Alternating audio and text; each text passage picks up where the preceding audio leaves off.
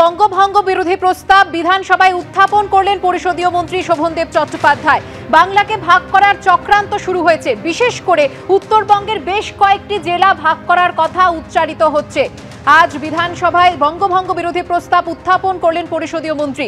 বিস্তারিত জানবো, কথা বলবো আমাদের প্রতিনিধি উজ্জ্বল মুখোপাধ্যায়ের সঙ্গে। উজ্জ্বল, কি রয়েছে এই প্রস্তাবে?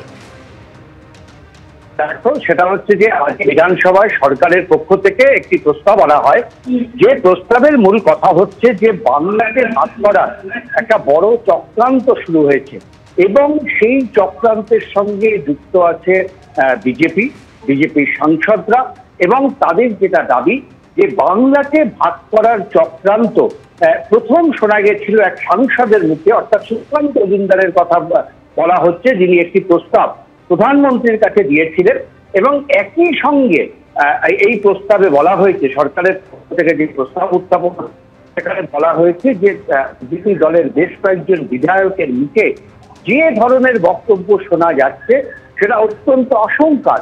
কেউ বলছেন মালদা মুর্শিদাবাদকে আলাদা করে ভাগ করতে হবে, কেউ বা বলছেন উত্তরবঙ্গের জেলাগুলোকে আলাদা করে ভাগ করতে হবে।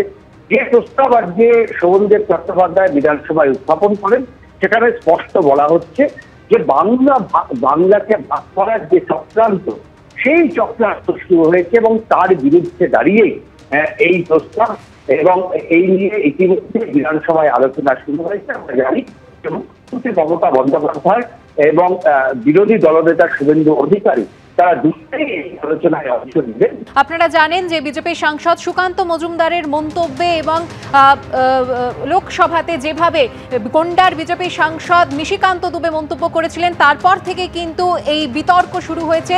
আজ বিধানসভায় প্রস্তাব পেশ করেছেন পরিষদীয় মন্ত্রী শোভনদেব চট্টোপাধ্যায়। বঙ্গভঙ্গ বিরোধী প্রস্তাব বিধানসভায় উত্থাপন করেছেন তিনি। বন দপ্তরের আধিকারিককে হুমকি শাসানি দেওয়ার পর শেষ পর্যন্ত দলের শীর্ষ নেতৃত্বের চাপে কারামন্ত্রীর পদ থেকে পদত্যাগ করতে বাধ্য হলেন অখিল গিরি। পদত্যাগ পত্র পাঠালেন মুখ্যমন্ত্রীকে। दल मुझसे ऑर्डर देते जे मंत्रिसभा से इस्तीफा देने के, हम इस्तीफा दे दिया, मुख्यमंत्री पास इस्तीफा दे दिया। मैं मेंबर हूँ, असेंबली का मेंबर हूँ। वो असेंबली का आज का लास्ट दिन है, अधिवेशन का लास्ट दिन है। वो अधिवेशन में हम जाते हैं, इसलिए हम नहीं, हम सीएम को हम कुछ नहीं सीएम का साथ कुछ बात नहीं करेंगे। हमको इस्तीफा देने के बोला, हम इस्तीफा दे दिया। फॉरेस्ट डिपार्टमेंट क्या कंप्लेन करेगा वो मुख्यमंत्री समझा लेगा। हम फॉरेस्ट डिपार्टमेंट का कंप्लेन के लिए हम कुछ बात नहीं करेंगे। हम बात करेंगे, हमको पार्टी ऑर्डर देंगे, ऑर्डर दे दिया, हम इस्तीफा दे देंगे। नहीं, कुछ अफसोस नहीं हुआ, कुछ अफसोस नहीं हुआ।